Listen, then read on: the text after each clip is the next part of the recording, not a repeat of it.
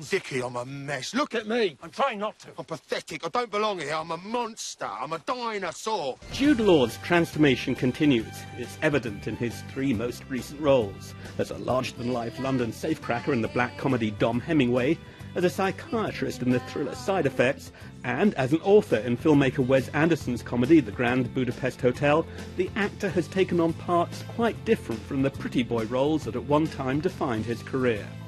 I think my curiosity in what I do has shifted somewhat, and I think, you know, not necessarily turning 40, but just getting to an age where parts become slightly more interesting, I think, strangely. I don't know quite why that is. I guess the experience of life suddenly adds to the complexity of a character in a film or in a play.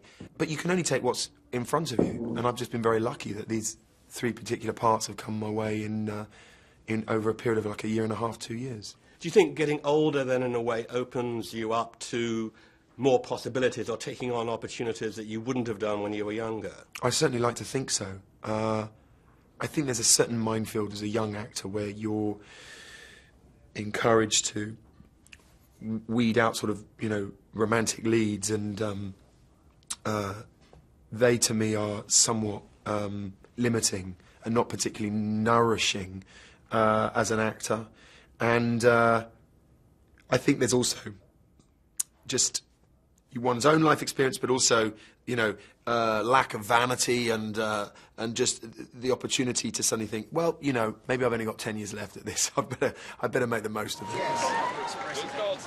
Jude Law has long been the focus of media attention for activities quite unconnected with his acting. In January, he gave evidence in the ongoing high-profile phone hacking trial in London. 2 years ago, he won a big payout over phone hacking by the now-defunct British newspaper News of the World.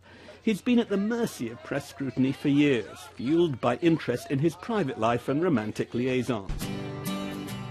The role of Dom Hemingway gave him the opportunity to throw his weight around a bit. It demanded a physical transformation. He ate junk food to help him put on weight. I suppose that there's a sort of looseness and a volume to him that maybe I haven't played before. Physically as well, I felt like he's got such kind of masculine, kind of ape-like kind of physicality. It was fun to kind of play him. In his younger days, Jude Law starred in several big Hollywood studio films, but his more recent pictures have been smaller, more personal endeavours. He hasn't really been involved in a big-budget Hollywood extravaganza for a while, but he sees a payoff. The freedom is obviously that you're working with a lot less money, but that also puts in pressures on the production, and therefore that everyone involved creates a kind of a wonderfully kind of creative, vibrant energy, and you can take risks. You know, you can take more risks because the financial risks aren't so great. You're old. I'm old school. Jude Law has won some strong reviews for his recent screen work. He's also doing well on stage. Last month he earned an Olivier Award nomination for his performance in Henry V in London. It's just been revealed that his latest film endeavour will be a spy comedy. As he moves into middle age, he's certainly diversifying as an actor, leaving audiences with anything but a pretty boy image. I am